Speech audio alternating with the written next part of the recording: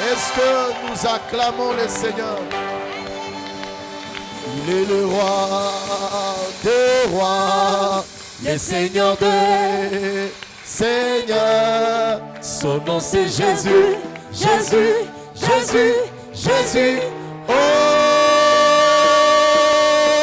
il est le roi, il est le roi, il est le roi, le roi, le Seigneur des seigneurs. Son nom c'est Jésus, Jésus, Jésus, Jésus. Oh, il est le roi, il est le roi, il est le roi des rois, le Seigneur des seigneurs. Son nom c'est Jésus, Jésus, Jésus, Jésus. Oh, il est le roi, il est le roi, il est le roi des rois, le Seigneur des seigneurs. Son nom c'est Jésus, Jésus, Jésus, Jésus. Oh, il est le roi, il est le roi, il est le roi des rois, le Seigneur des seigneurs. Son nom c'est Jésus, Jésus, Jésus, Jésus. Oh, il est le roi, il est le roi. Est-ce qu'on acclame le Seigneur? Est-ce qu'on acclame le Seigneur? Seigneur, nous t'acclamons, nous t'acclamons, nous t'acclamons. Merci au Père éternel et Dieu des armées. C'est en toi que nous trouvons la grâce pour vivre. La grâce pour vivre ce matin. Nous venons devant de toi, toi qui nous as gardés tout au long de la semaine. Et tu nous as, oh Dieu, fait grâce de commencer la semaine avec toi. Ce matin, oh Dieu, bénis nos vies et bénis ta parole dans notre cœur. Remplis ces lieux encore de toi. Remplis nos vies de toi. Et tu gloire au Père. Au nom de Jésus. Amen. Nous allons nous rasseoir. Tu peux saluer le voisin et la voisine, dis-lui que tu es le bienvenu, la bienvenue dans la maison du Seigneur. Dis-le-lui encore que tu rayonnes. Dis-le-lui encore, je bénis, que Dieu te bénisse au travers de la parole de Dieu ce matin. Amen. Amen. Alléluia. Alors nous sommes dans nos trois textes par la grâce du Seigneur. Nous sommes dans Genèse 26, le verset 1er et 2. 26. Le premier au deuxième verset. Et puis nous sautons, nous allons au 12e et au 13e verset. Et puis nous lisons aussi également le 28e verset. Matthieu chapitre 13 même. Matthieu 13, verset 1 à 12. Et puis le verset 18 à 23. Ce sont ces deux livres qui nous accompagnent. Par la grâce du Seigneur, nous l'avons commencé déjà depuis le dimanche. Alors, avec l'aide de la nouvelle technologie chrétienne, et nous voulons ensemble lire la parole de Dieu. Alors, la Bible nous dit, il y eut une famine dans le pays. Outre la première famine qui eut lieu du temps d'Abraham, et Isaac alla vers Abimelech, roi de Philistins, à Guérar. L'Éternel lui apparut et dit, ne descends pas en Égypte, demeure dans le pays que je te dirai. 12. Isaac s'aima dans ces pays, et il recueillit cette année le centuple, car l'Éternel le bénit. 13. Cet homme devint riche et il alla en s'enrichissant de plus en plus jusqu'à ce qu'il devint fort riche. Verset 28. Ils répondirent, nous voyons que l'Éternel est avec toi. C'est pourquoi nous disons qu'il y ait un serment entre nous et toi, et que nous fassions alliance avec toi. Matthieu chapitre 13, Mathayo 13 du 1er jusqu'au 12e verset. shairi la kwanza mpaka 12. Ce même jour, Jésus sortit de la maison et s'assit au bord de la mer. Une grande foule s'étant assemblée auprès de lui, il monta dans une barque et il s'assit. Toute la foule s'éteignit sur le rivage. Il leur parla en parabole sur beaucoup de choses.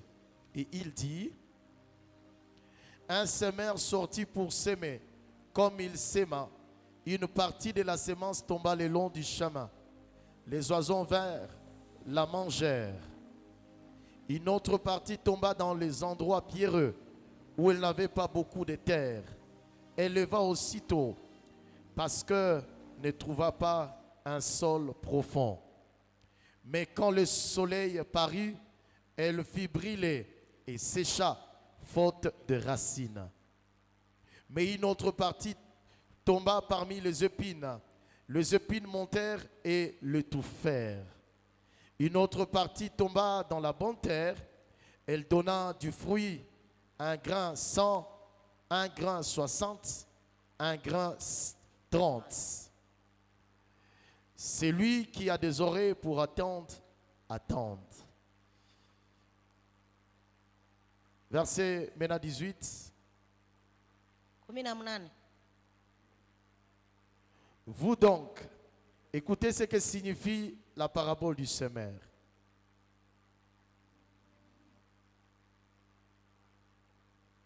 On peut y aller.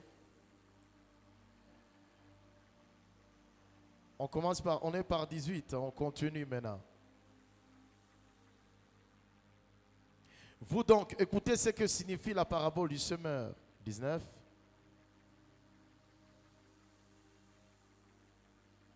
Lorsque un homme écoute la parole du royaume et ne la comprend pas, le malin vient et l'enlève. Ce qui a été sémé dans son cœur, l'enlève et ce qui a été sémé dans son cœur. Cet homme est celui qui a reçu la sémence le long du chemin. Celui qui a reçu la sémence dans les endroits pierreux, c'est celui qui attend la parole et la reçoit aussitôt avec joie. Mais il n'a pas de racine en lui-même. Il manque de persistance. Et dès que survient une turbulation ou une persécution à cause de la parole, il y trouve une occasion de chute. Celui qui a reçu la sémence parmi les épines, c'est celui qui attend la parole, mais en qui les soucis du siècle et la séduction des richesses étouffent cette parole et la rendent infructueuse. Celui qui a reçu la sémence dans la bonne terre, c'est celui qui attend la parole et la comprend. Il porte du fruit, et un grain en donne 100, un autre 60, un autre 30. Alléluia. Alléluia. Amen. Par la grâce du Seigneur, Kwa neema ya Bwana nous avons commencé cette richesse tulianzisha hiyo utajiri autour de ce thème, kulingana na hii somo, la parabole du semeur, mfano wa mpanda mbegu, le prix de ma récolte. hiyo bei ya mavuno yangu, Le prix de ma récolte. bei ya mavuno yangu. Frères et sœurs dans le Seigneur, Ndugu na dada katika Bwana, avant la seconde venue de notre Seigneur, mbele ya ujio wa pili wa Yesu Kristo, l'humanité va assister à plusieurs formes de récoltes. ulimwengu itapitia kutazama mavuno mengi zaidi, Et les gens vont courir à plusieurs sortes de formes de récoltes. na watu watakimbilia aina mingi za mavuno. Mais pour nous, à ce moment, à ce temps-ci où nous Lakini sommes, kwetu sisi kwa hiyo nyakati na hiyo muda, le Seigneur voudrait attirer ton attention et mon attention. Bwana alitaka akupatie ujuzi, D'où par conséquent le Seigneur nous parle de nos cœurs. na kwa hiyo Bwana anatamani kutuzungumzia kupitia mioyo La yetu. parabole du semeur, c'est une interpellation de nos cœurs. Mfano wa mpandaji mbegu ni ukumbusho kwa ajili ya mioyo yetu. Je voulais ouvrir une petite parenthèse. Nataka kufungua mkato mmoja. Je crois que nous tous ici, tels que nous sommes là, nous sommes partis à l'école, peu importe ce qui est arrivé, et que l'un ou l'autre puisse abandonner. Alinafikiri sote kinji tuko mali hapa tuliingia kwenye shule ijapokuwa wengine hata waliachishwa. Et même si tu n'es pas parti, mais quand même j'aimerais ajouter quelque chose pour que tu comprennes. Na hata kama ukwenda kwenye shule, kwa kweli nataongeza kitu fulani ili uelewe. Dans chaque école, katika kila shule on y place un enseignant. Kunakuwa mwalimu. Et cet enseignant, na huyo mwalimu, l'enseignement supérieur ou universitaire ou primaire, il établit des normes. Kwa shule ya kikubwa au shule ya msingi wanaweka watu, ils établissent des normes wanaweka mtu pour administrer ou pour communiquer une leçon. Ili kupana somo fulani. Et la leçon on l'administre au cours d'une période. Na hiyo somo inakuwa na nyakati ya kuimaliza. C'est-à-dire que le temps, inakuwa na muda. Admettons qu'on donne à une leçon 45 minutes. Tukubali kwamba wanaweza pana kwa kila somo dakika 45. Et un enseignant, il enseigne à 10 élèves dans une classe. Na huyo mwalimu anafundisha watoto 10 katika kila somo. Les 10 élèves sont enseignés pendant 45 minutes. Hawa wanafunzi 10 wanafundishwa katika dakika 45. Et les 10 élèves ont le même cerveau. Na hawa wanafunzi wote wanakuwa na bongo moya. Je vous ai toujours dit ici. Nimekwisha kuambia mali hapa. Le progrès de la science kuendelea ya kisiasa a découvert imekwisha kuvumbua et que nous les Africains ya kwamba sisi wana Afrika et les Européens, na watu wa Europa, nous tous, sote notre cerveau tunakuwa na bongo pèse ambayo inakuwa na kilo 500 grammes. Ya grama 500. Je ferme donc la parenthèse. L'enseignant ou le maître, il enseigne pendant 45 minutes. Mwalimu anafundisha katika madakika 45. À 10 élèves kwa wanafunzi 10 à qui il administre une leçon du cours de la géographie. Ambao anawapatia kama vile somo ya géographie. Et il les enseigne autour de planètes qui existent. Na anawafundisha kulingana na hiyo planeti ambazo zinakuwa duniani. Et avant les 45 minutes, na mbele ya hiyo dakika 45, il dit fermez le cahier. Anawaambia mfunge buku zenu. Prenez un bout de papier. Kamata karatasi ndogo. Prenez le stylo. Chukua hata kalamu. Et puis l'enseignant dit, na kisha mwalimu anasema, parmi les planètes que je vous ai enseignées, kulingana na hiyo planeti ambazo nimekwisha wafundisha, lequel est au 8e et au 9e position. Ya wapi nakuwa katika hali ya 8 na ya 9. Et puis il donne aux élèves 10 minutes. Na kisha anawapatia madakika 10. Les 10 ont écouté au même moment.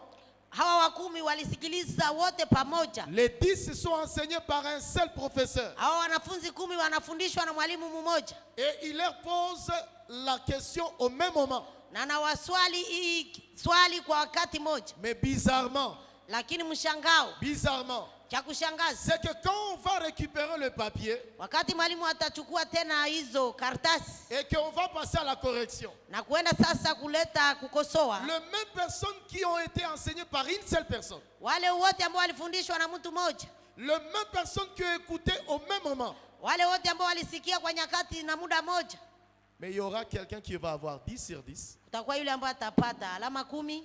Et il y aura un autre qui va avoir 0 sur 10. Na kutakuwa yule ambaye atapata 0 juu ya 10. On est ensemble. Tuko pamoja. On est ensemble. Tuko pamoja. Tu te souviens de tes 0 sur 10 quand tu les écoutes. Nakumbuka zile 0 ulikuwa unapata kushule. Mais aussi tu te souviens de tes 10 sur 10 que tu obtiens. Nakumbuka na zio alama 10 ulikuwa unapata juu ya 10. La parabole du semeur hii mfano ya mpandaji mbegu parle de 4 types de cœurs. Inazungumzia aina 4 za mioyo. Donc nous décidons d'avoir devant Dieu. Ambayo sisi tunaamua kukua nayo mbele ya Mungu wetu.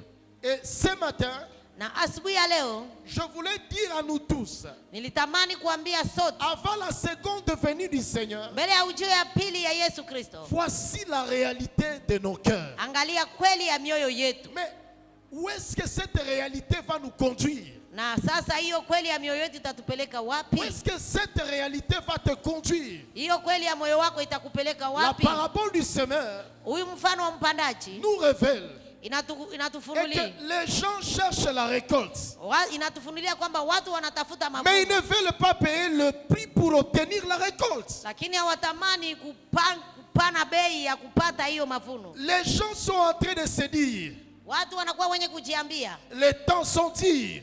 nyakati ni ngumu, Mais ils décident lakini wanaamua de se frayer eux-mêmes leur propre chemin aux dépens de leur cœur. kuumba njia zao wenyewe kulingana na mioyo yao. Nous voulons, par la grâce du Seigneur, Na sasa kwa neema ya Mungu nous tunatamani supplier nous tous kuwasii ninyi wote à interroger nos cœurs uswali moyo wako et à dire na kuiambia pourquoi je suis à ce premier niveau, à deuxième ou troisième. kwa nini nakuwa katika hiyo kiwango ya kwanza, ya pili Mais est-ce au que ya je ne tatu? peux pas prendre la quatrième dimension? Kwa nini siwezi chukua hiyo aina kiwango ya ine? Parce que la Bible nous dit, Sababu Biblia inatuambia hivi. un semeur est sorti.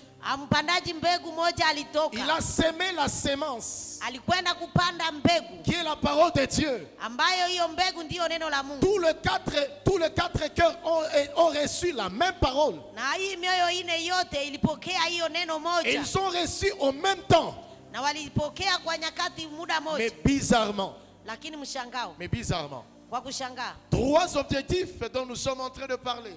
Malengo matatu ambayo tuko nazungumzia. Amener le chrétien de l'église Kuleta Wakristo wa kanisa à résoudre le vrai dilemme de la vie. kwenda kushurulika. À résoudre, Kwenda kushurulika juu ya à solutionner le vrai dilemme de la vie. kuleta jibu juu ya mambo mabaya ya maisha. Bien-aimés dans le Seigneur, Wapendwa katika Bwana, j'apprends par la vie. ninajifunza kulingana na C'est maisha. que la vie, depuis que Adam et Ève ont péché, Kusema wakati tokea Adamu na Eva walifanya dhambi, eh bien, l'humanité reçoit de grands dilemmes. ulimwengu inapata changamoto kubwa. Mais cependant, comment solutionner les grands dilemmes de la vie? Sasa tutaweza kusuluhisha hizi changamoto je za maisha? J'essaie un peu de jeter un regard dans le livre de Genèse. Nilitamani kuona ndani ya kitabu cha Mwanzo. La Bible nous dit que Joseph était en Égypte. Biblia inatuambia kwamba Yusufu alikuwa katika Misri. Et le roi de l'Égypte était face à des grands dilemmes. Na huyo mfalme wa Misri alikuwa na changamoto kubwa Nous nyingi. bénissons le Seigneur pour le progrès de la technologie, je voulais dire. Kweli tunabariki Mungu kwa ajili ya maendeleo ya Nous kiteknolojia. bénissons le Seigneur pour le progrès de toutes les plateformes de la technologie. Tunaendelea kubariki Mungu juu ya hali ya maendeleo ya Nous kisasa. bénissons le Seigneur pour le progrès de la science. Tunabariki Mungu juu ya maendeleo ya siasa. La Bible nous dit que les gens qui étaient chez le roi étaient des hommes bien outillés. Biblia inatuambia wale watu walikuwa na mfalme nyumbani mwake walikuwa wenye akili. Mais bizarrement, face seulement à comment interpréter les songes, Lakini ya kushangaza kulingana na kutafsiri ndoto, et le roi était dur. na mfalme alikuwa mwenye uwezo. Et il a dit en les agressant, Aliambia wale wenye akili, si vous ne m'interprétez pas ou si vous ne me dites pas ce que j'ai eu, kama hamuniambie nililota nini na vous hamutafsiri, tous vous serez loin de moi. nanyi wote nitawaondoa mbali nami. Vous serez loin de moi. Nitawaondoa mbali nami. Dans la pratique, je comprends. Na katika kikawaida C'est que ninaelewa chacun de nous a besoin d'une récolte.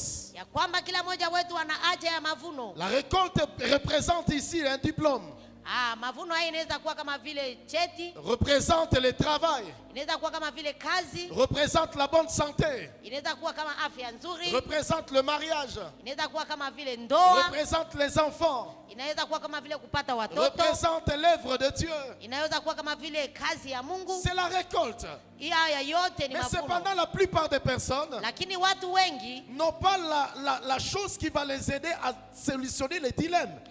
watu wengi hawana kitu ya kuwasaidia ili kuleta suluhisho Mais kwenye la changamoto. Bible déclare, Lakini Biblia la inatuambia présence de Joseph uwepo wa Yusufu a permis à ce que la royauté puisse solutionner les grands dilemmes. iliruhusu ili ufalme iweze kushughulika katika hiyo shida ya changamoto. Frères et sœurs dans le Seigneur, Ndugu na dada katika la Bwana, pensée de Dieu derrière ce thème, wazo la Mungu katika hii mada c'est de nous conduire ni kutubeba à résoudre le vrai dilemme de nos vies. ili kuleta shurulisho katika zile changamoto za maisha. Deuxième élément, Jambo la pili, amenons le chrétien kuleta Wakristo à être au-dessus kukuwa juu derrière ce qui le fait planer dans les rues. kinyume ya ile ambayo inaweza kuwaleta katika mipango mbovu. Ça peut être des situations. Inaweza kuwa hali za maisha. La Bible déclare, Biblia inasema nous n'avons pas reçu l'esprit de timidité. hatukupokea roho ya woga. Nous n'avons pas reçu l'esprit de crainte. Hatukupokea roho ya kuogopa. Mais nous avons reçu l'esprit qui nous permet d'être positionnés au-dessus de réalité. Lakini tumepokea roho ambayo inatusaidia kusimama juu ya kawaida zote za maisha. C'est-à-dire que quand le Seigneur nous conduit par ce thème, Ni kusema katika hii somo Bwana anatubeba à être au-dessus de ce qui fait planer la vie de plusieurs. kuwa juu ya yale ambayo inakuwa mipango mbalimbali ndani ya Parce maisha que yetu. les situations Sababu hali za maisha conduisent plusieurs personnes à se suicider. inabeba watu wengi kufikia hata kujipa sumu. Conduisent plusieurs personnes Inapeleka watu wengi à mourir avant le temps. kuenda kufariki mbele ya nyakati. Conduit plusieurs personnes Inabeba watu wengi même hata sasa à décider ce que Dieu n'a pas décidé dans leur vie. kuamua yale ambayo Mungu hakutaka iwe uamuzi ndani ya maisha yao. Troisième des choses, Jambo la tatu, c'est que la pensée de Dieu ya kwamba wazo la Mungu katika hii somo nous amène à briser toute influence inatuleta kuenda kuvunja kila yote ya du utofauti diable yenye shetani analeta dans la vie, ndani ya maisha et yetu cela dans tous les domaines. katika kila kiwango. Vous savez, frères et sœurs, Unafahamu ndugu na dada, là où l'humanité est aujourd'hui, ambapo dunia inafikia leo c'est à cause du diable. ni kupitia kulingana na shetani. Parce que l'humain a écouté les conseils du malin. Sababu mwanadamu alielewa, alikubali shauri za Et les mjanja. conseils du malin continuent à empêcher plusieurs cœurs. Na ile shauri za huyo mjanja zinaendelea Même kuzuiza quand mioyo le mingi. Seigneur parle à nos cœurs, Hata kama Bwana akizungumza kwa mioyo yetu, il te dit toujours anakuambia ule mjanja que ce n'est pas toi, haiko weye, c'est le voisin. ni huyo jirani. Toi, tu vas bien. Wewe una mambo yako iko Toi, sawa, tu vas bien. mambo yako iko sawa, Ton cœur est normal. moyo wako iko Tu kawaida, vois ta vie là est normale. na ile maisha yako inakuwa nzuri Et zaidi. pourtant, tel n'est pas le cas. Na haiko hivyo, Alors Jésus-Christ nous adresse cette parabole. lakini Bwana anatuambia hii mfano. C'est pour la première fois que Jésus parle en parabole. Ni mara ya kwanza Bwana anasema kwa mfano. Dans son ministère, c'est pour la première fois que Jésus parle en parabole. Katika huduma yake ilikuwa mara ya kwanza Yesu kuzungumza kwa Et mfano. cependant, Jésus nous montre qu'il a attiré les disciples et les disciples lui ont posé la question, pourquoi tu leur parles en Na ndio parabole? maana tulitazama Bwana aliwabeba pembezoni na Bwana mtume wakamuuliza, kwa nini unawazungumzia kwa mifano? Alors Jésus a dit, Kisha Yesu je akawaambia, leur parle en parabole ninawazungumzia kwa parce mifano qu'ils n'ont pas le cœur pour comprendre. sababu hawana mioyo ya kuelewa. Alors c'est quoi la dimension de cœur pour comprendre? Ni nini kiwango ya mioyo ya kuelewa? Et qui a conduit Jésus à parler, alors à dévoiler la parabole. Na kisha ilimuleta Yesu ili kufungua sasa La hiyo dimension mfano. de parler en parabole, Kiwango ya kuzungumza kwa mifano, Jésus est en train de dire, Yesu iko nasema il y a des personnes, ya kwamba kunakuwa na watu même lorsque on leur parle de situations ou de choses qui concernent leur vie aujourd'hui, hata wakiwamzungumzia kulingana na maisha yake mwenyewe, ils pensent toujours qu'on est en train de banaliser ou de plaisanter avec eux. anafikiri kwamba viko nafanya mambo ya Alors kuchekesha. Jésus dit, Sasa Bwana Yesu je anasema, leur parle en parabole ninawazungumzia kwa mifano parce qu'ils n'ont pas le cœur pour s'empresser, pour prendre ce qui est utile aujourd'hui et demain dans leur vie. sababu wanakuwa na mioyo ngumu ambayo itamani kukamata iliyo ya maana kuwasaidia katika maisha yao hata ya leo na kesho. Ce qui fait que Jésus puisse leur ouvrir le cœur, Ambayo inafaa Bwana apate kufungua mioyo yao, c'est parce qu'il les considère, sababu il les considère anawakamata comme les personnes kama vile watu, bien disposées à recevoir ce qui constituera la bénédiction pour leur vie. kama watu ambao wanakuwa tayari kupokea ile ambayo itasaidia na kuwa baraka kwa maisha yao. Alors Jésus nous dit, Sasa Bwana Yesu anatuambia hivi, le premier cœur, moyo wa kwanza il a dit ceci, alisema hivi, ce sont des types de personnes ni hali za watu qui attendent mais qui ne comprennent pas la ambao parole de Dieu. wanasikia lakini hawaelewe neno. Cette première catégorie de personnes, Aina ya kwanza ya watu ils n'ont pas le temps pour demander à Dieu hawana hata muda ya kuomba Mungu afin que ili le Seigneur puisse se révéler à eux. Mungu aweze kujifunua kwao. C'est pourquoi Jésus-Christ il dit, Na ndio maana Yesu anasema, lorsqu'un homme écoute la parole du royaume wakati huyo mtu anasikia neno la Mungu et ne la comprend pas, haielewe, le malin vient.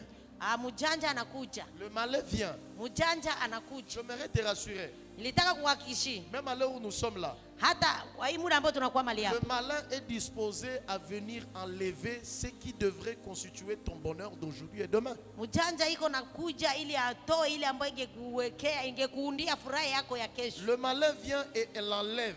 Na yule mjanja anakuja Et anaiondoa. ce qui a été semé dans son cœur. Na ile ambayo ilipandwa ndani ya moyo wao. Cet homme Yule mtu est celui qui a reçu la sémence na yule ambaye alipokea hiyo mbegu le long du chemin. katikati ya njia. Ça veut dire quoi le long du chemin? Nataka maanisha nini katikati ya njia? Dieu, il a prévu que Jésus-Christ soit au centre de toutes choses. Bwana alitamani kwamba Yesu akuwe katikati ya kila jambo. Si Jésus est au centre, Kama Bwana anakuwa mwenye kuwa c'est que katikati. nous aussi nous devenons au centre comme lui. Na ni kusema sote na sisi tutakuwa wenye kuwa katikati. J'aime ce que l'apôtre Paul dit Ninafurahia ile mtume Paulo aux anasema. Colossiens. Akisema na Il Wakolosai. dit, il nous a fait sortir Anasema alituondoa du royaume des ténèbres katika ufalme wa et giza. il nous fait asseoir avec lui dans le lieu céleste. Anakuja kutuketisha pamoja naye katika C'est-à-dire que hali. nous avons reçu la dimension Ni kusema tulipokea kiwango de quitter le long du chemin, kutoka katika barabara le njia long du chemin, le long à pembeni ya côté. pembeni ya njia. C'est ça le long du chemin. Pembeni ya njia. Le long du chemin Pembeni ya et njia devenir au centre du chemin. na kukuja sasa katikati ya En njia. pratique, ça veut dire quoi? Kawaida inataka maanisha nini? C'est qu'il y a quelqu'un qui peut être là, Ni kusema kuna mtu anaweza kuwa mahali alors que hapa. le Seigneur voudrait aider ta vie à sortir de ce qui limite les autres. Alitaka kutoshe katika ile maisha ambayo inazuia wengine. Te voilà, tu es là, Tazama sasa unakuwa mahali pale, tu es avec le téléphone par exemple, unakuwa hata na telefoni kwenye mkono, et tu es en train de chatter. unakuwa mwenye kuchati, Tu es le long du chemin. unakuwa pembeni ya Et njia. puis, demain, tu vas dire, Kisha kesho utasema hivi, et pourtant je vais à l'église. hata ninaendaka Les mkanisa, problèmes ne finissent pas. meona mashida hazishi. Frère, ton cœur est le long du chemin.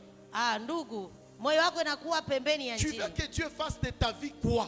Unatamani Mungu akufanyie maisha yako nini? Être le long du chemin veut dire quoi? Kukuwa pembeni ya njia Même dans le naturel, inamaanisha hata katika maisha ya kawaida les gens ont dit, watu wanazoea kusema les paroles s'envolent maneno inapita, et les écrits restent. lakini maandiko inabaki. C'est que ce qu'ils ont dit, Ni kusema yale inamaanisha nini? ils ont dit, mais ils n'ont rien compris de ce qui s'est passé dans les systèmes. Walizungumuza lakini hawakuelewa yenye ilipitika katika hiyo mambo. Laisse-moi t'aider à comprendre. Acha nikusaidie kusikia. C'est que l'homme, avant de chuter, Ni kusema mwanadamu mbele ya anguke, sa capacité totale à recevoir des choses hali yake ya kupokea mambo yote ya kweli était de 100%. ilikuwa ya asilimia 100. De 100%. Asilimia 100. De 100%, c'est ça. C'était de 100%. Amen. Mais quand l'homme a péché, Lakini wakati mwanadamu alikosa, sa capacité à percevoir les choses hali yake ya kupokea mambo ont diminué ilipunguka. ou a diminué. Ilipunguka. C'est pourquoi alors Dieu nous parle Na ndio maana Mungu anatuzungumzia des 9 dons. katika ile zawadi kenda za roho. Je lis un revue de certains scientifiques. Niko nasoma makaratasi maandiko ya watu wa siasa. Voici ce qu'ils ont dit. Tazama ile walisema. Ils ont dit, Walisema hivi, c'est que de l'intelligence de l'homme, ya kwamba katika akili ya mwanadamu il n'utilise que les 1% de son intelligence. wanatumia tu kiwango kipande mmoja katika akili yao. Juste 1%. Pointi moja tu katika akili ambayo Mungu alipatia mwanadamu. Non.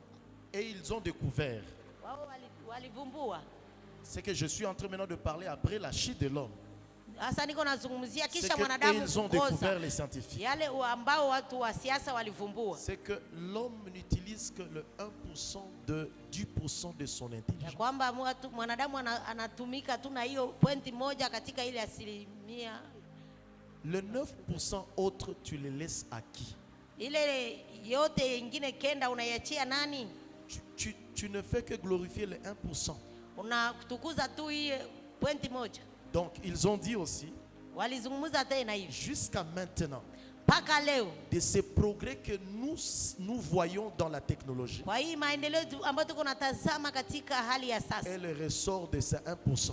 inakuwa tu matokeo ya hiyo Mais maintenant, asilimia. regarde nous les enfants de Dieu. Tazama sasa sisi watoto wa Mungu. Dieu dit ceci. Mungu anatuambia hivi. Il parle de 9 dons de l'esprit. Anazungumza juu ya zawadi kenda za Roho Mtakatifu. Si nous comprendrons certaines choses, bien-aimés, Kama tutaelewa mambo fulani wapendwa, ta vie et ma vie ne seraient pas le long du chemin. maisha yako na maisha yangu haitakuwa pembeni ya njia. Alors la Bible dit, Lakini sasa Biblia inasema ils sont le long du chemin. wanakuwa pembeni ya njia. Le long du chemin veut dire quoi? Pembeni ya njia inamaanisha nini? C'est de se considérer comme on est désintéressé par la voie au travers laquelle Dieu veut se soucier de ton âme et de mon âme pour permettre à ce que je puisse sortir de mes limitations. Nakuwa kufikiri kwamba Mungu ametupatia mambo lakini inatuzuiwa, inakuwa yenye kuzuia kwetu Et situsaidie. la Bible nous dit, cet homme Biblia inatuambia kwamba yule mwanamume, ule est mtu celui qui a reçu la semence, ambaye alipokea ile mbegu mais le long du chemin. pembeni ya njia. Le long du chemin veut dire, Pembeni ya njia inamaanisha nini? ça ne me concerne pas.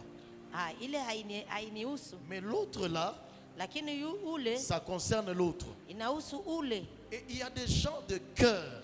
na kunakuwa aina ya mioyo. Mais pourtant, vous dites que vous avez besoin de la récolte. Na ijapokuwa unasema una haja ya mavuno, Vous dites que vous avez besoin de la récolte. unasema una haja ya mavuno, C'est toi qui dis que tout ne marche pas dans ta maison.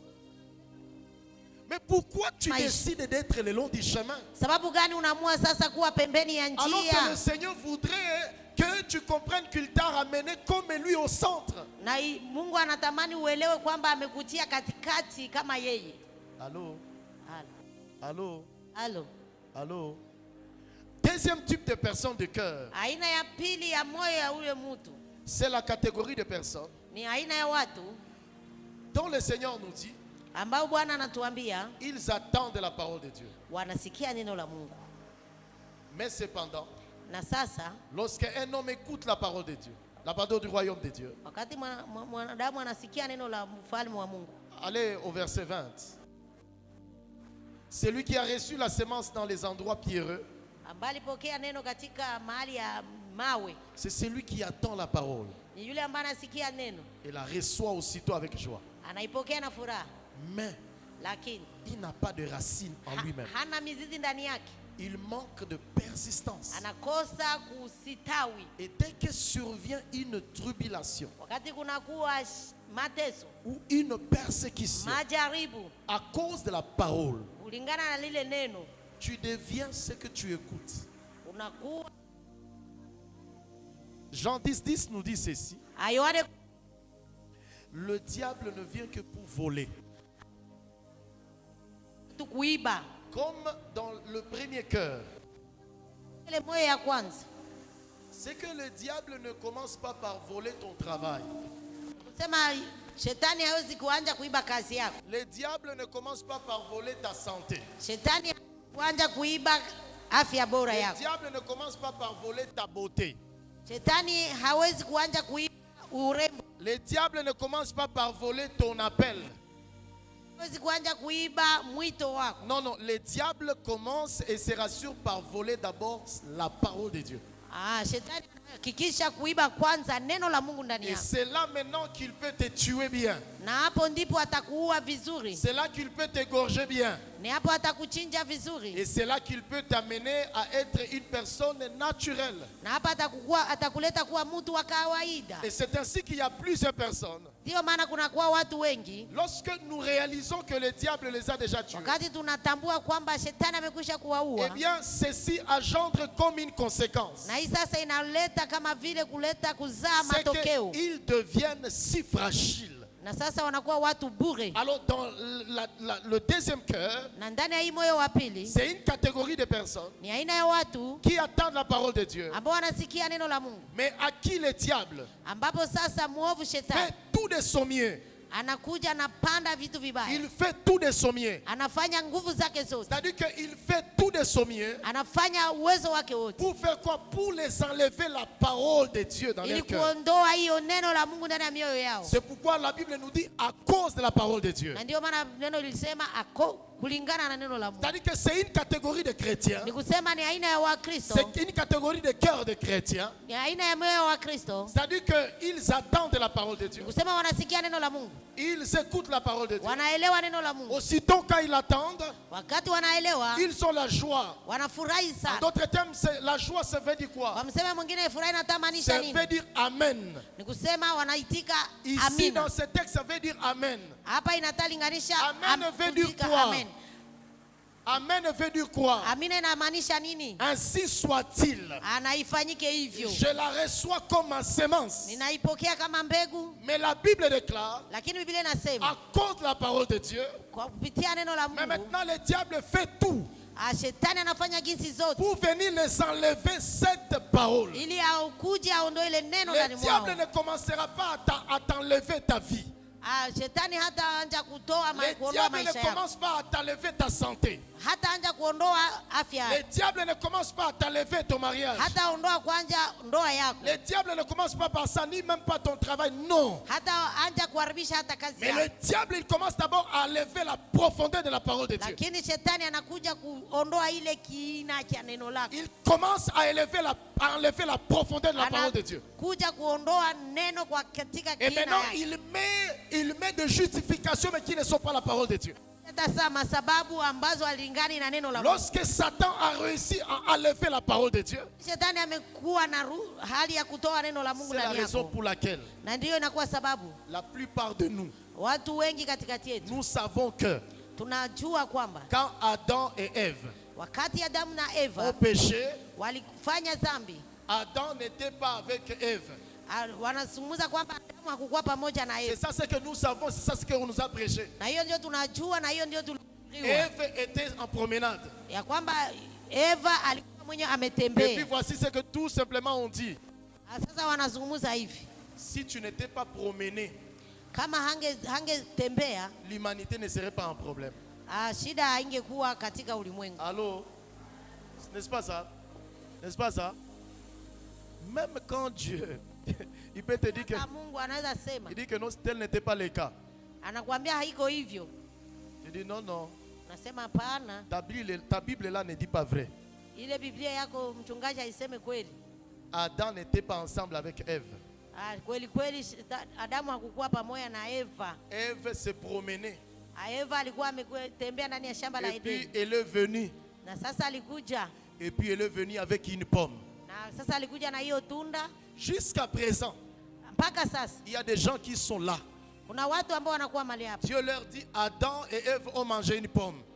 wanawaambia, Mungu anawaambia Adamu na Eva walikula ile tunda, Mais dans leur cœur là, lakini ndani ya mioyo yao ils savent que Adam et Ève ont couché ensemble. wanajua kwamba Adamu na Eva walifanya Et même tendo la d'autres ndoa. vont plus loin. Na watu wanafikiri hata mbali zaidi, Oh non, Ève a couché avec les serpents. C'est ça ce qui est dans ton na cœur. wengine wanazungumza kwamba Eva alifanya uzinifu na nyoka. Tu veux avoir la récolte comment? Unatamani kupata mavuno namna Bon, gani? lisons ces textes de la Bible. Tusome hii maandiko ya Biblia. Genèse chapitre 3. Mwanzo sura 3. Je voulais tout simplement, à cause de la parole de Dieu, Nataka sasa kwa ajili ya neno la Mungu amener quelqu'un ensemble. uleta mtu mmoja pamoja nasi. Genèse chapitre 3, le verset 6. Mwanzo 3 shairi la 6. Ok, on lit ensemble, n'est-ce pas? Suivons ensemble. La femme vit que l'arbre était bon à manger et agréable à la vue, et qu'il était précieux pour ouvrir l'intelligence, et le prix de son fruit. Mandugu, et le prix de son fruit. Akakamata akachukua hiyo tunda. Mais maintenant là, Sasa hapo ce n'est pas le français que tu as écouté vraiment à ton école. sio Kifaransa ambao ulielewa katika shule. Et le prix de son fruit. Akakamata mwenyewe hiyo tunda. Bon, ok, on continue. Tunaendelea. Et en mangeant. Akala. Vraiment. Le verbe manger est bien conjugué quand toi tu manges les foufous et la viande. Mais quand Dieu ici conjugue et dit que non, et en mangeant, ce n'est plus vraiment manger. Wakati watu papa Mungu anasema anakula, haiko tena kukula. Wakati mnakula ndio mnajua ndio kukula. Non, vraiment, en tout cas, ça, le diable a vraiment déjà, à cause de la parole de Dieu. Mais maintenant, écoutons encore. Sikia sasa. Et il en donna à son mari akampa mume wake qui était auprès. ambaye alikuwa Qui était karibu, auprès? alikuwa Qui karibu était naye, auprès? alikuwa karibu Sasa naye. huyu Adamu na huyu Eva walikuwa wanatembea. Huyu aliendaka kule na huyu akaendea kule, kisha wakakia wakabumbana, kisha njoo sasa. Bon, vous êtes auprès, n'est-ce pas, non? Ndiyo. Iko Vous êtes auprès, n'est-ce pas, non? Ndiyo. C'est tout ce que nous avons cru. Na hiyo ambayo tumekwisha kusadiki. Haina vile patient. Sio vile. Ce n'est pas ça mon frère Tunajua. patient. C'est ce que vous connaissez. Aliendaka akatembea, akarudia, Il est allé akaleta, promener, akakula. s'est promené. Et puis, oh, acclamons la parole de Dieu, on acclame. Donc, Kisha tushangilie neno la Mungu, nous-mêmes, nous tunashangilia. acclamons ceux qui nous détruisent et nos cœurs en prennent. Tunashangilia yenye inatuharibisha, inatuua na inaua mioyo yetu. Et puis voici ce que les autres disent. Tazama na kusikia ile wengine wanasema. Oh non. Hapana. Il ne faut pas faire du mal à la femme parce que Dieu l'écoute plus que l'homme. Usifanyie mwanamke mbaya juu Mungu anawasikiaka sana Quand j'écoute cette kupita wanaume. prédication, j'étais un prédicateur, je prédicais. En tout cas. Et puis, cela constitue dans le cœur de quelqu'un comme dans le cœur. Quand Dieu il a créé, il a dit quoi? Créons l'homme à notre image et à notre. Tumfanye mtu kwa mfano wetu Et na kwa Dieu sura il dit, yetu. il ne fait exception de. Na Mungu hapendelee mtu. Vous voyez? Ushaka jiumbia kiburi ya bure. Et pourtant, d'abord, entre l'homme et la femme, qui a été créé le premier? Alors, si Dieu peut écouter quelqu'un, il peut écouter qui? Kama Mungu anaweza sikia, atasikia. C'est tout ce qui détruit nos vies. Et puis tu marches dans cet orgueil-là, tu dis Na que unatembea ndani ile non, kama haiko mie là, non. walizala Est-ce que Yesu. Walizala Yesu. Bon, je pose la question. Nina waswali. Est-ce que la femme a une semence? Mwanamke iko na mbegu ndani yake. Est-ce que la femme a une semence? Et maintenant, Ana. bon, on continue. Tunaendelea. Bien-aimé dans le Seigneur, Wapendwa, à cause de la parole de Dieu. pitia neno la Mungu. Ça veut dire quoi à cause de la parole de Dieu? Inataka C'est maanisha que nini? le diable travaille et tout Ya kwamba shetani anapiganisha pour sana venir enlever la parole de Dieu kuja dans ta vie. kuondoa neno la Mungu ndani ya maisha yako. Avant que le diable ne finisse avec ta vie, Mbele shetani amalize maisha yako, il commence d'abord à se rassurer. anakuwa mwenye kuhakikisha Il a enlevé sa parole ya en kwamba toi. ameondoa neno la Mungu ndani yako. Quand je parle la parole, Wakati niko nazungumza juu ya neno, il s'agit de l'article défini. inakuwa katika hiyo article défini. C'est la personne de Jésus-Christ au centre de toutes choses. Ni utu ya Mungu ya Yesu ndani ya maisha ya mtu. Lorsque tu ne comprends pas la personne de Jésus-Christ au centre Wakati de toutes choses, auelewe utu ya Yesu ndani ya maisha yako, frères et sœurs, ndugu na dada, ta vie va être médiocre.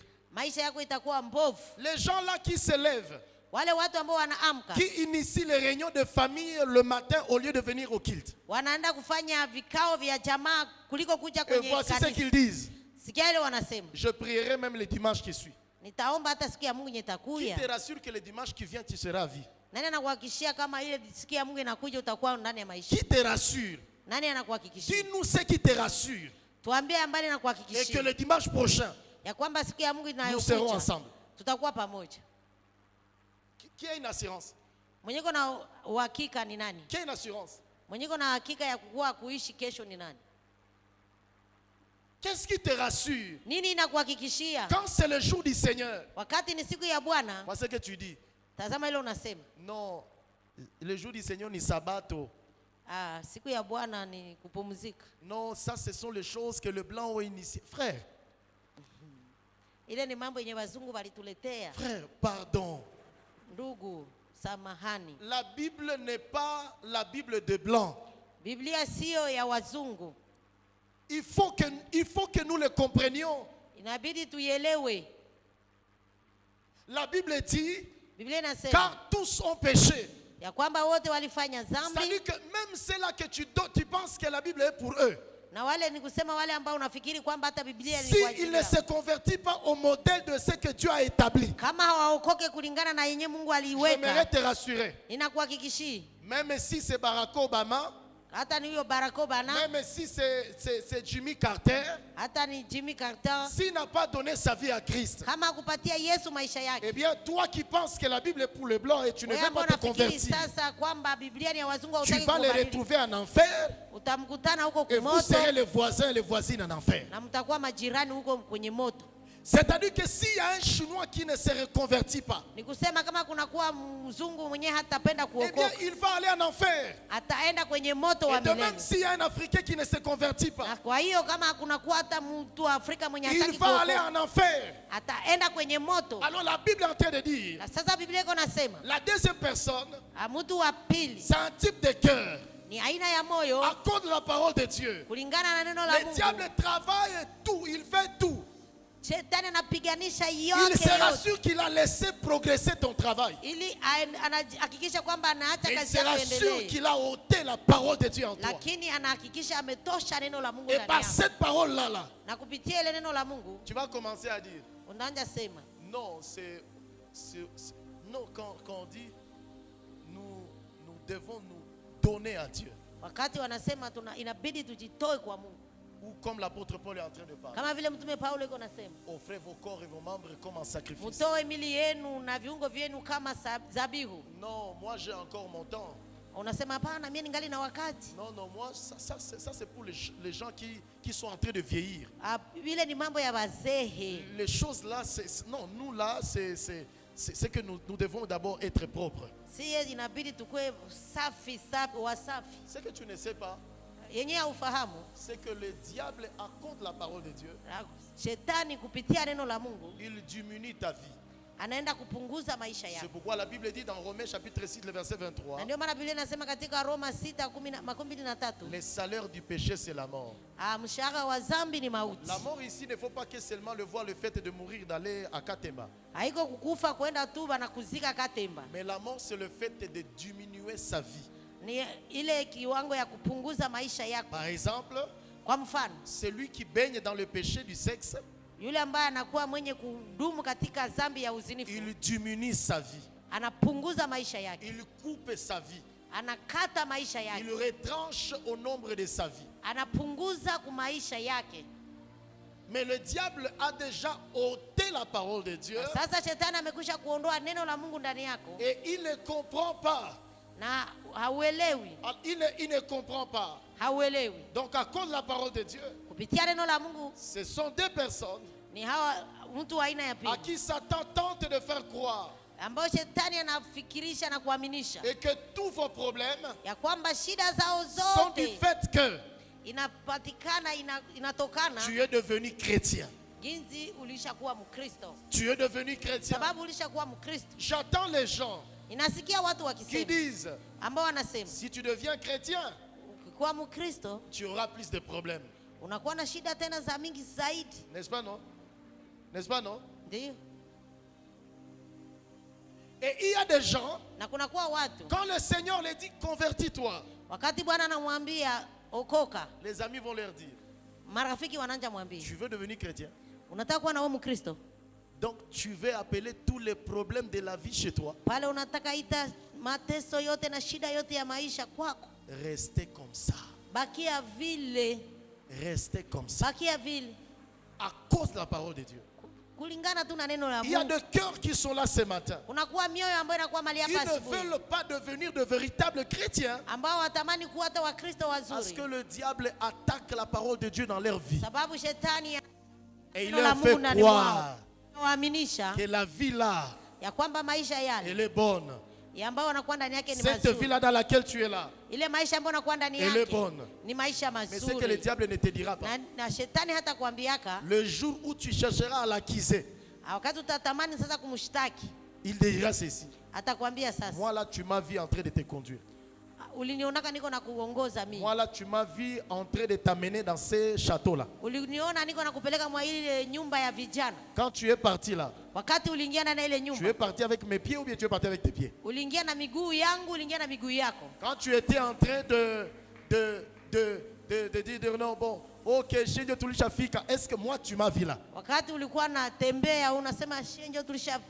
Quand tu prenais ces verres-là, est-ce que moi tu m'as vu prendre le verre là? Ulikuwa unachukua ile kirauli, uliniona kuchukua ile kirauli. Bien-aimé dans le Seigneur, Wapendwa ndani ya le Bwana. diable tente à faire croire à quelqu'un Shetani anakuja kuaminisha watu wengi que du fait que tu as suivi le Seigneur, ya kwamba ukifuata Yesu, le problème que tu as dans ta vie là, shida za maisha yako c'est à cause de Jésus. ni kulingana na Yesu. Le mieux pour toi alors, Sasa mazuri kwako c'est de rester seulement païen. ni kubaki mpagano.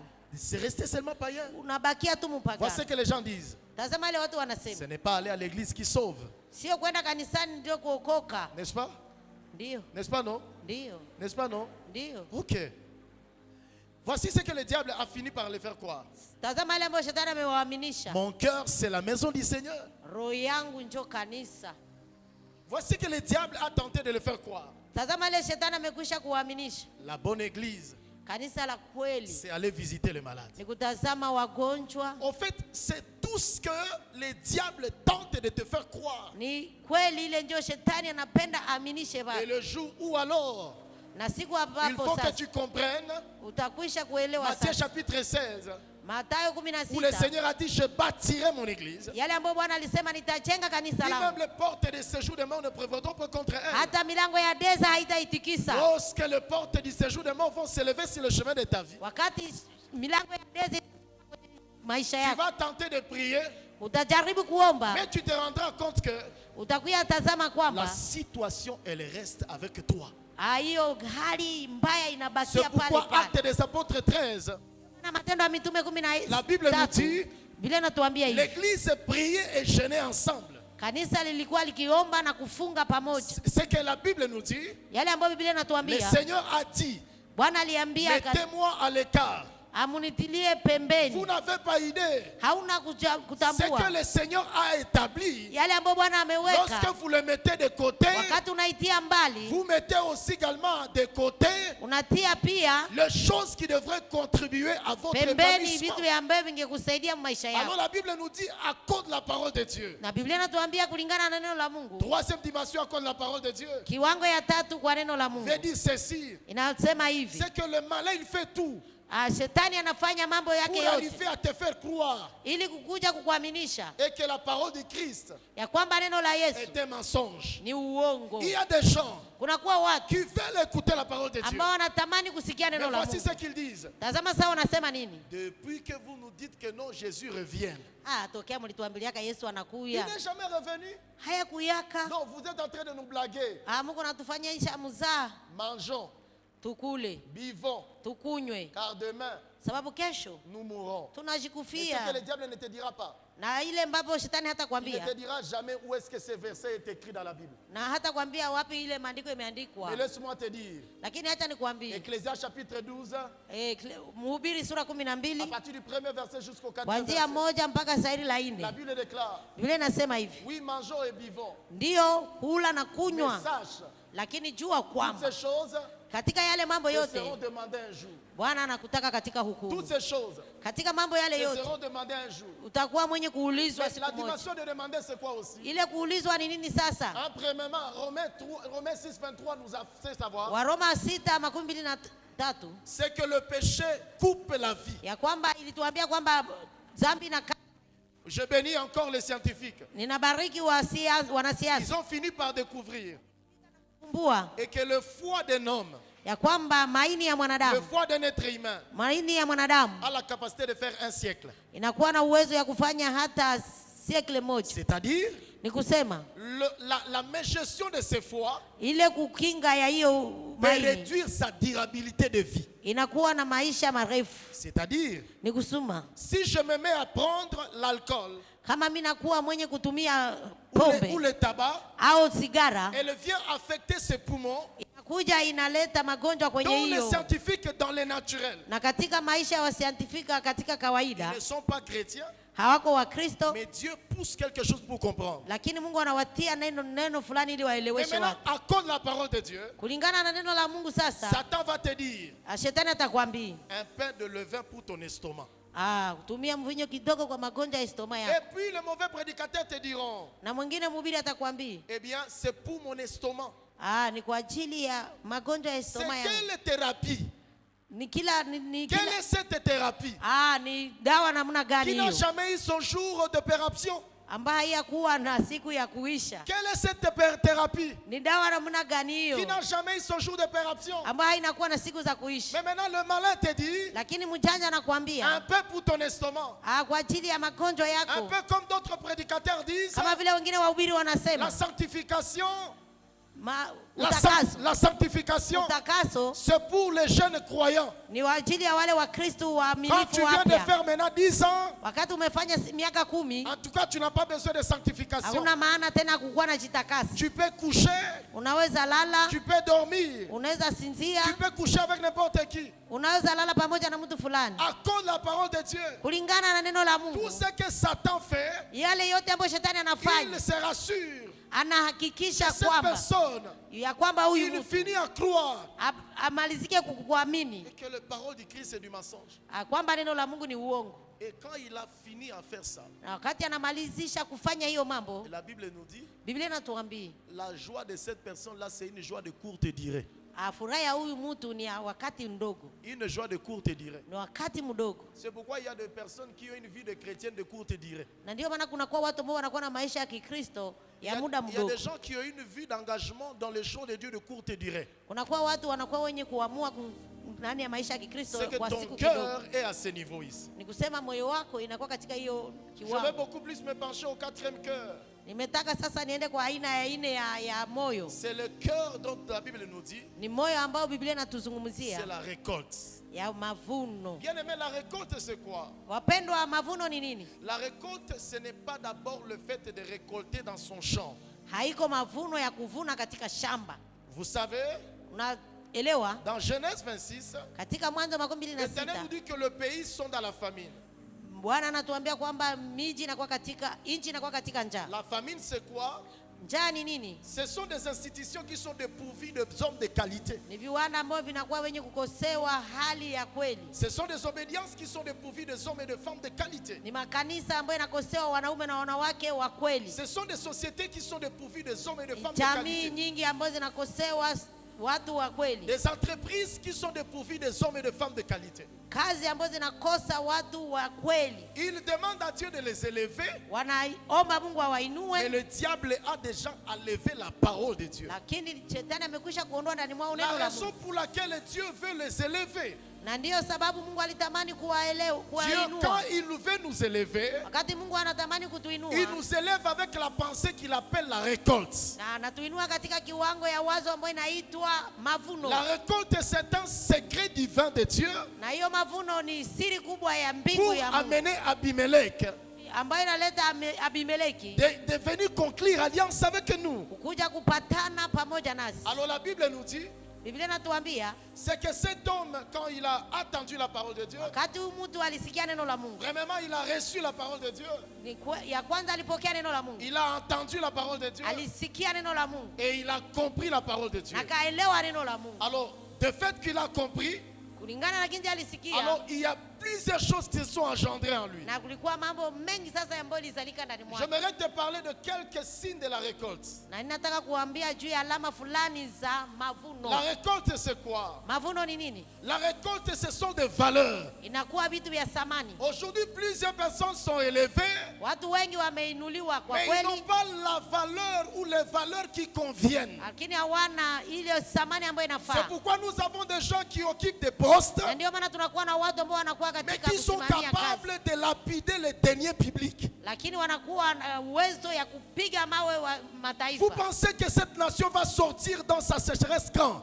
Unafikiri taifa itatoka katika ukama siku gani? Parce que Dieu Sababu Mungu il sait qu'avant la seconde venue, anajua kwamba mbele ya ujio wake wa le pili diable va élever plusieurs types de personnes shetani atainua watu wengi zaidi dont en eux il n'y a plus la parole de Dieu. ambapo ndani mwao hamuna neno la Mungu. Vous pensez que quand vous faites cette entreprise, Wakati unafikiri kufanya hiyo et kazi que yako, vous-même, quand vous l'élevez, c'est à cause de la récolte. wakati unaitia na unafikiria Mais vous kupata n'avez pas mavuno, la valeur de celui qui fait engendrer la récolte. lakini hakuna thamani ya yule ambaye anatamani kuleta Vous mavuno. voilà, katika vous hiyo. êtes un directeur. Tazama wewe ni kiongozi, Mais c'est vous qui couchez avec les secrétaires. ni wewe ambao unalala na wale waandishi Mais katika. quelle est la récolte que vous attendez de cette Sasa entreprise? unafikiria mavuno gapi unangojea katika La hiyo kazi? récolte marche avec de pair avec les valeurs. Mavuno inatembea pamoja na vitu vya thamani. Sans que les valeurs ne sont pas là, Kama hamuna vitu vya thamani, les nations seront dans la sécheresse. mataifa itakuwa katika ukame La ville sera dans la sécheresse. na mji itakuwa katika La ukame, famille sera dans la sécheresse. familia zitakuwa katika ukame. Parents, Wazazi, vous voulez une famille, oui. unatamani kuwa na Mais familia, quelle est ndio. la valeur que tu cherches pour travailler Ni avec? nini thamani ambayo unatafuta kwa ajili Il ya ne hiyo? suffit pas d'avoir des enfants. Haitoshi kuwa na watoto, Mais quelle est la valeur que tu vas transmettre? lakini utawapatia kitu gani ya La thamani? Bible nous dit, Biblia inatuambia hivi, une génération s'en va kizazi kinapita et une autre revient. na kingine C'est-à-dire kinakuja. que c'est la dimension de la transmission des valeurs. Kusema ni kuwa na kupokezana vitu vya thamani. Sans les valeurs, Bila vitu vya thamani, l'évangile est réduit.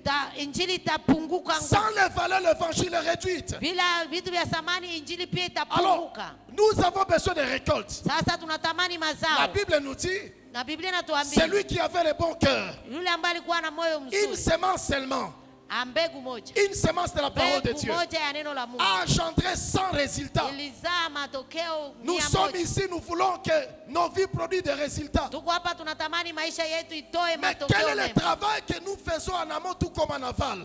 Hapa tunafanya kazi gani kwa mbele ya yote? Quel est le travail que nous accomplissons en amont tout comme en aval? Tunakuwa na kazi gani ambayo tunafanya kizuri wala Nous kibaya? voulons avoir des familles qui se tiennent dans la stabilité. Tunatamani kuwa na familia ambazo zinadumu Mais katika quelle est la valeur que nous joignons? kunakuwa na thamani gani ambayo Mais nous ne voulons pas quitter dans notre ancienne nature. hatutaki kuondoka katika utu Nous wetu wa voulons zamani. aller loin, Tunatamani kwenda mais au même mbali, moment, nous voulons rester lakini derrière. tunatamani tena kubaki Nous mahali. voulons que Dieu nous bénisse, Tunatamani Bwana mais nous atubariki, voulons rester dans notre ancienne vie. lakini tunatamani kubaki katika utu wetu wa C'est zamani. vouloir quelque chose, c'est son contraire.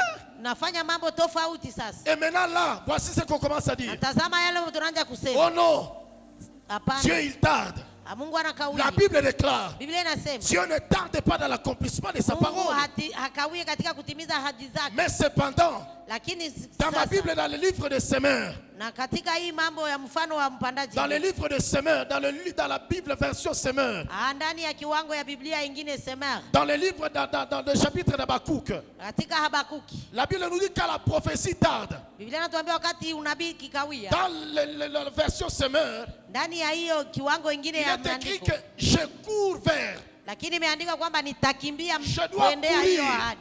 Nitakimbilia Vous kwenye ne hiyo pouvez pas ahadi. courir Hautaweza si vous kukimbia n'avez pas le regard de là où vous allez. kama hauna macho ya kuona kwenye unaenda. À votre course, Kwa kila kukimbia est kwako déterminé de là où vous savez que vous allez. inamaanisha na kutazamika kulingana na kuona C'est kwenye quoi une unaenda. récolte encore? Na ni nini mavuno? Une récolte, je l'appelle l'éducation. Inakuwa kama vile kiwango ya Si kuadibishwa. vous n'avez pas reçu l'éducation spirituelle, Kama ukupata kuadibika parce kiroho. que Ephésiens 1, le verset 3 nous dit, Waefeso 1:3 inasema hivi. béni soit-il Dieu, Abarikiwe Mungu le Père de notre Seigneur Jésus-Christ, ambayo ni Bwana wa baba wetu qui Yesu nous a Kristo, bénis ambaye de ametubariki toutes les bénédictions spirituelles katika baraka zote za dans les kiroho lieux célestes en Christ Jésus. katika mahali pake pa mbingu kwa Jésus Yesu a Kristo. vécu 33 ans et demi Yesu aliishi miaka et 33 nous devons transporter sa bénédiction. na sisi tunabidi tupate hiyo baraka Et zake, cette bénédiction, elle se révèle comme une éducation. na hii inakuwa kama kufunuliwa kama Nous vile devons avoir une adibiko. éducation sur les finances. Inabidi tukuwe na adabu, Nous devons avoir une éducation sur les finances. tunapata kuwa na hiyo kupata nguvu Une éducation des finances. katika mapato, Une éducation dans l'économie. katika uchumi, une éducation dans notre vie. katika maisha yetu. Bref, l'éducation sur tous les plans. Ni kusema kuadibika katika kila kiwango. La Bible nous dit, Biblia inatuambia Joseph, quand il a accédé à la royauté, wakati Yusufu alifikia kuwa mfalme, dès lors que katika ule moyo wake il a été nommé. aliitwa. Voici ce que la Bible déclare. Tazama ile ambayo Biblia inasema. Joseph n'a pas réuni les membres de sa famille ou Asnat et ses enfants pour dire venons et fêtons. Yusufu hakukusanya watu wa familia yake kusema mkie tufanye siku kuu. Toi là seulement on t'a nommé aujourd'hui, je ne sais pas moi, ministre de plan. Wewe wakikuita tu waziri wa mambo ya upangaji. Et puis vous réunissez tout votre village et vous fêtez. Unakusanya kijiji chote ili kufanya siku kuu. Dis-nous, Tuambie, quel est le résultat que tu viens de faire pour fêter? matokeo gani umefanya ili ufanye hiyo siku kuu? Vous voyez, Natazama, notre nation est à la bassesse et les gens aiment l'acclamer. taifa letu linakuwa katika uchanga na watu wanaendelea kushangilia. Oh non, Hapana. tu fêter ça, ouais, tu amepanda naye.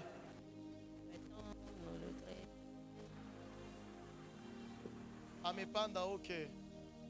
Mais dans ce contexte-là, qu'est-ce qu'il vient de réaliser? Ndani ya hiyo mambo ametambua nini? Qu'est-ce qu'il vient de réaliser Ametambua nini? pour maintenant fêter? Ili afanye hii siku kuu.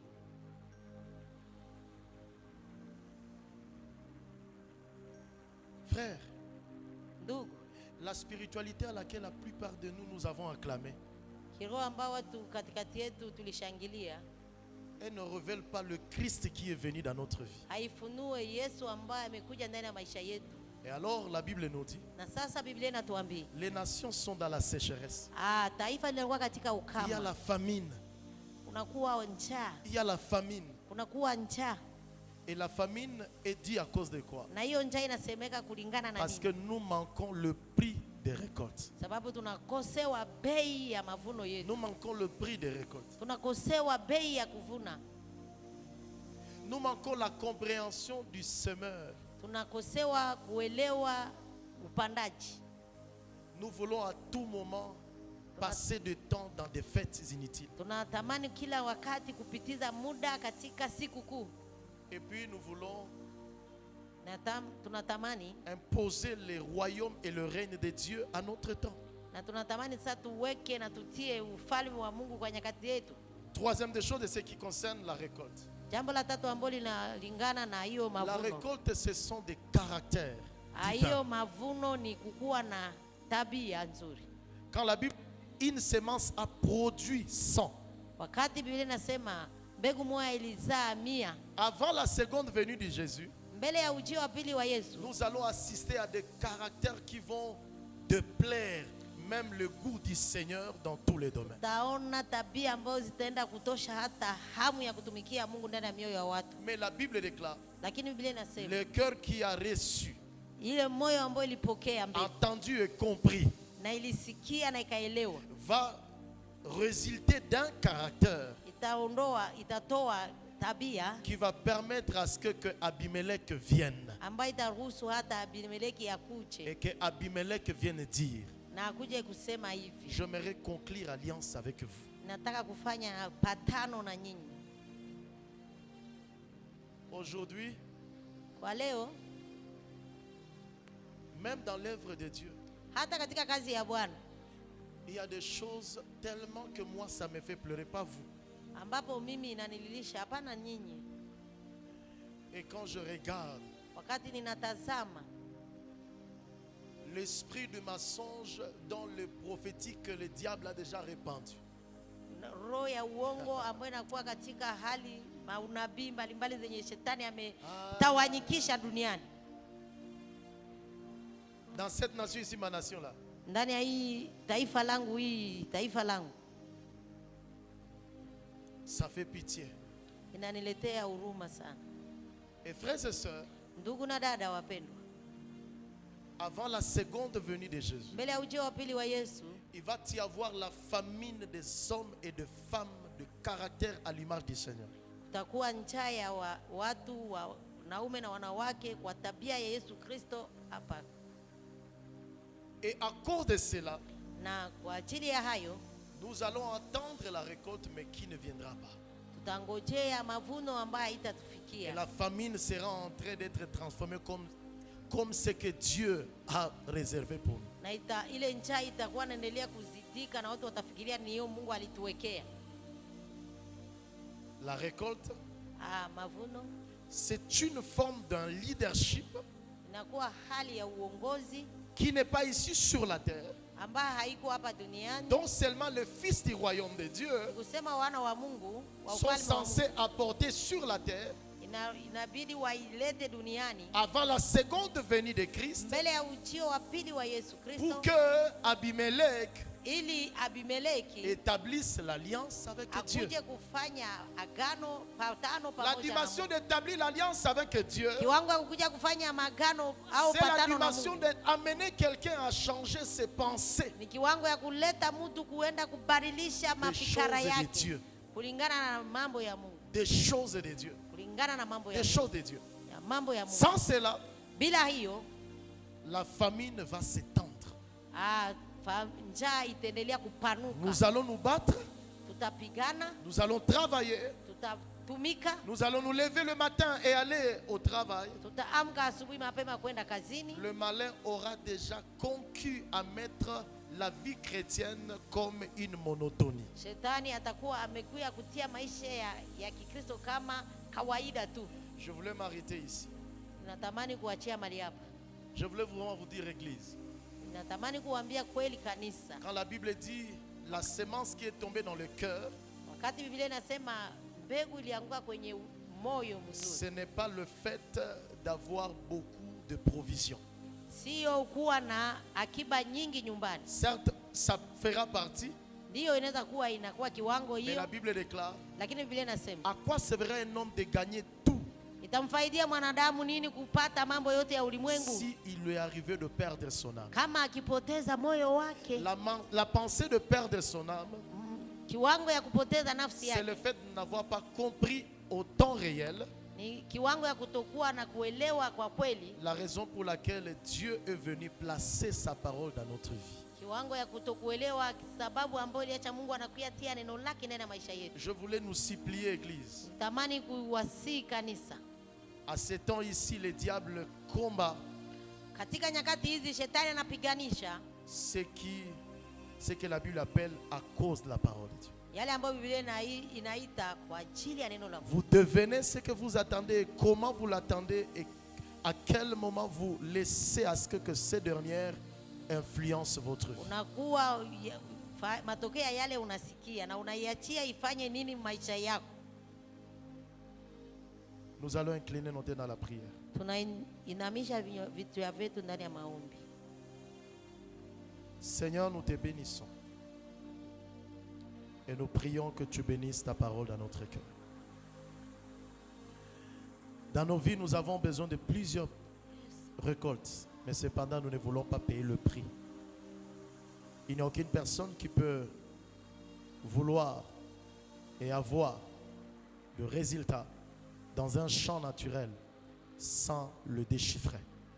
Beaucoup de personnes viennent au devant de Dieu, mais ils ne veulent pas que leur cœur, à l'image du champ, puisse être déchiffré.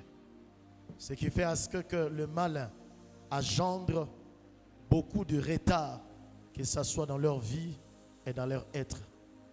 Ce matin, oh Dieu, nous prions, nous te supplions que tu fascines notre perception. Et ce que l'humanité n'a pas ce matin, nous venons de comprendre, c'est que l'humanité n'a pas de valeur. Si la Bible a parlé de la sémence, c'est que ta parole vient engendrer à nous de valeurs, et de valeurs qui ne sont pas et qui doivent maintenant être pour l'humanité. Je prie au Dieu que tu bénisses cette église, qu'à partir de ce moment, que chacun de nous se sente concerné à travailler ce que tu es venu imprimer à nous, qui n'est autre que de valeur. Père, tu veux sauver plusieurs au travers de nous, et nous voulons être ce peuple. Béni sois-tu ton nom. Agrée ce matin ces offrandes que nous t'apportons. La Bible déclare, tu ouvriras tes éclats des cieux à notre faveur. Père, je crois au Père éternel Dieu.